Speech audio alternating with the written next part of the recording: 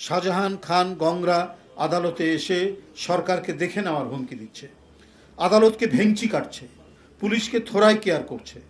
হাসিনার দোসররা আসামি হয়েও আদালতে যে অধ্যত্বপূর্ণ আচরণ করছে তা মূলত অন্তর্বর্তী সরকারকে অকার্যকর প্রমাণের এক গভীর চক্রান্ত।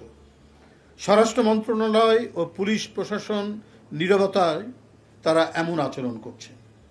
গত 15 বছর বিভিন্ন পাতানো মামলায় বিএনপির অনেক সিনিয়র নেতা ও আলেম ওলামাকে ডান্ডাবেরি পরিয়ে আদালতে তোলা হয়েছিল।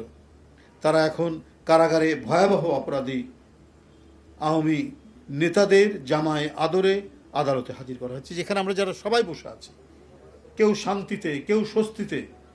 আমাদের একটি রাজনৈতিক, আমি বলবো নিজে এটা একটু গর্ব করেই বলবো, উজ্জ্বল রাজনৈতিক অতীত থাকার পরেও একটা বিশ্ববিদ্যালয়ের ভিপি, একটা বৃহত্তম ছাত্র সংগঠনের প্রেসিডেন্ট এবং একটা সরকারি দায়িত্ব, একটি সরকারি ব্যাংকের চেয়ারম্যান থাকার পরেও আমাদেরকে ডিভিশন প্রথম শ্রেণীর যে বন্দি, সেই বন্দির মর্যাদা দেওয়া হতো না। হয় অনেক দিন পরে দিত, না হলে দিতই না।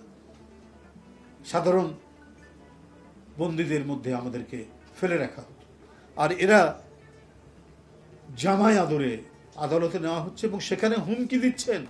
সেখানে স্বাধীনতার ঘোষক শহীদ জিয়া, গণতান্ত্রিক আন্দোলনের যিনি এক অকুতোভয় সিপাহ সালার দেশনেত্রী বেগম খালেদা জিয়া, দেশের জন্য, দেশের মানুষের জন্য, গণতন্ত্রের জন্য যিনি আজকে জীবন মরণ অসুস্থতায় ভুগছেন, তার নামে, ভারপ্রাপ্ত চেয়ারম্যানের নামে তারা হুঙ্কার দিচ্ছে মানে আদালতে দাঁড়িয়ে। সরকারের উপর যেহেতু আমরা আস্থা রেখেছি, সমস্ত গণতান্ত্রিক শক্তি 5ই আগস্টের পরে গঠিত এই সরকার, অন্তর্বর্তী সরকারের প্রতি আস্থা রয়েছে, তারা এই বিষয়ে যথাযথ পদক্ষেপ গ্রহণ করবেন।